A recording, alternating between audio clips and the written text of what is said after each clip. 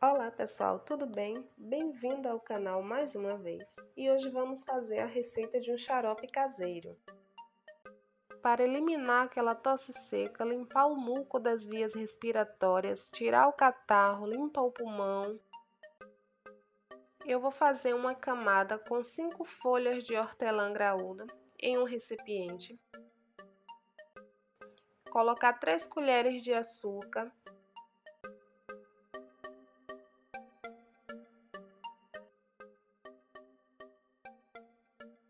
depois eu vou colocar meia cebola roxa cortada em rodelas e mais 3 colheres de açúcar.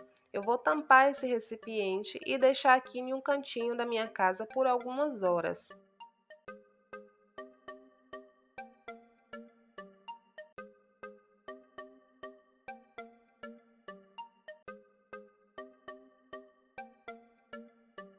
A minha receita ficou aqui tampada de um dia para o outro, aproximadamente umas 12 a 13 horas.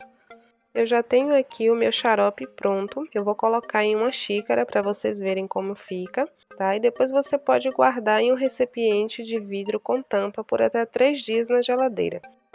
E para o tratamento, consuma de 2 a 3 colheres ao dia.